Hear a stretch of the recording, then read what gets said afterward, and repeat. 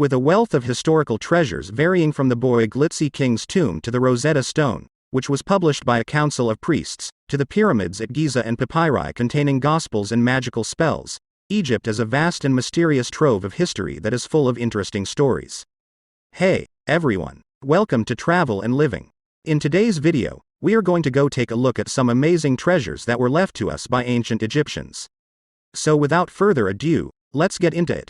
King Tut's tomb. Tutankhamun's tomb in Egypt's Valley of the Kings is undoubtedly the most renowned archaeological discovery in history. The tomb was discovered in 1922 by a team led by Howard Carter and was loaded with spectacular artifacts, including Tutankhamun's death mask, which is now almost an icon.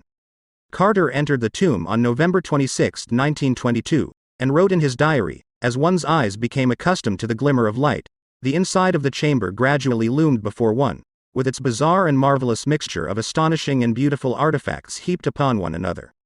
Tutankhamun, also known as the Boy King, died while he was in his 20s. According to the analysis of his remains, he had a number of health issues and walked with the use of a cane. He spent much of his reign about 1332 BC to 1323 BC attempting to re-establish Egypt's original polytheistic religion, which had been disrupted when his father, Pharaoh Akhenaten, began a revolution that highlighted the dominance of the Aten, the sun disk. When Tutankhamun's tomb was uncovered, it prompted a media frenzy and rumors that the tomb had been haunted. Rosetta Stone. The Rosetta Stone, which dates from 196 BC, contains an edict issued by a council of priests that confirms Pharaoh Ptolemy V's, who was 13 years old at the time, authority to rule Egypt. The Rosetta Stone is notable because the decree was inscribed in 3 languages: hieroglyphic, Demotic, and Greek.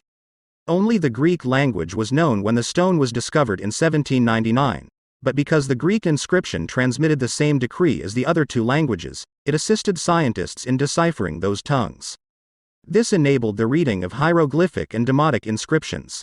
In 1799, a scientific team accompanying a military expedition led by Napoleon discovered the stone. The stone was later taken by the British and is now housed at the British Museum. The Egyptians have requested that Britain should return the stone to them. Oxyrincus Papyri. Archaeologists Bernard Grenfell and Arthur Hunt uncovered approximately 500,000 papyri pieces going back around 1,800 years between 1896 and 1907. The remains were discovered among the ruins of Oxyrincus, a large ancient town in southern Egypt that flourished under the Roman Empire's occupation of Egypt. Because of the town's arid circumstances, the papyri used by locals survived nearly 2 millennia. The papyri contain Christian gospels, mystical spells, and even a wrestling match contract. Many of the papyri are now owned by the United Kingdom's Egypt Exploration Society, which supported the Grenfell and Hunt trips, and are housed at the University of Oxford. Scholars have been examining and translating the papyri since the fragments were unearthed, but due to the vast volume of texts, many remain unpublished.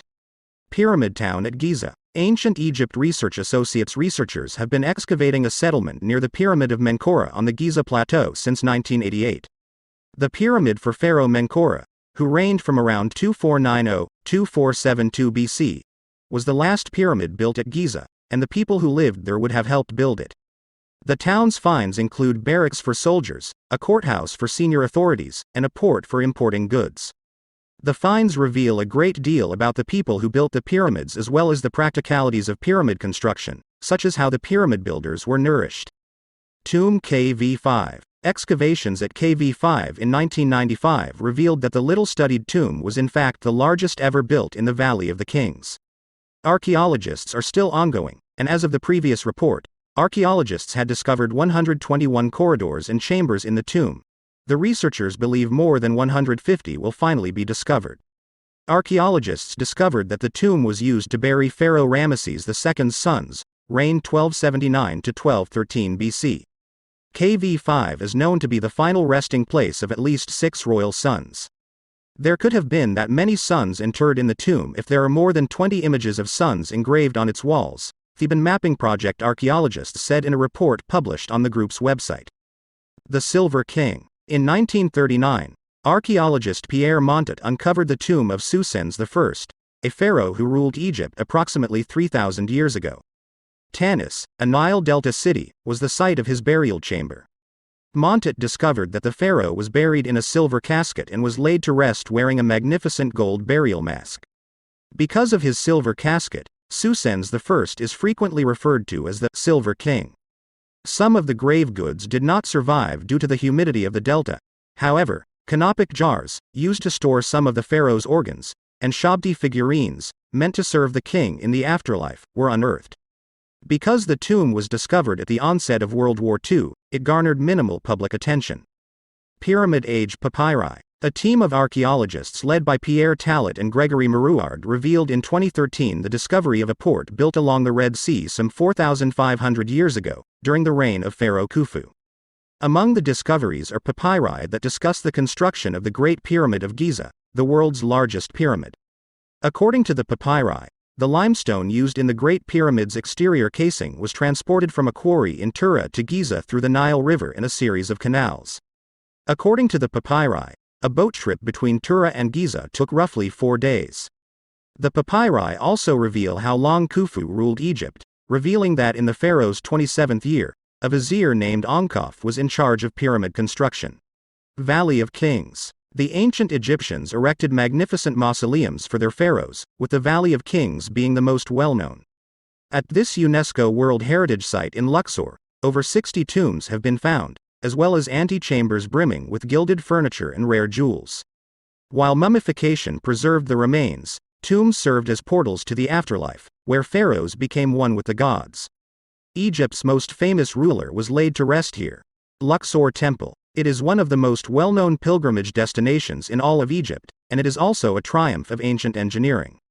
Initiated approximately 1400 BC, the huge complex is claimed to have been principally constructed by 2 pharaohs, Amenhotep III and Ramesses II. However, it is also believed that Tutankhamun and Alexander the Great made additions to the monument throughout their reigns. On either side of the hypostyle hall are 32 massive carved columns that must be seen to be believed.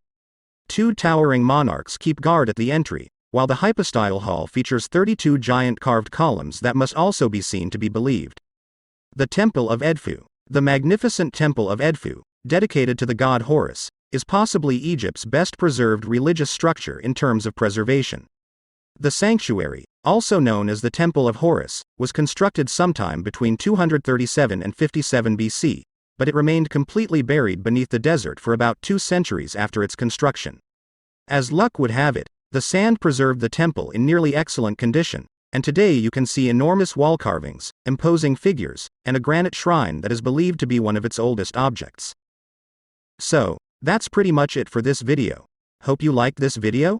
If so, then, don't forget to subscribe to the channel and click the bell icon so you never miss any video. See you in the next video. Till then, take care. Thanks for watching.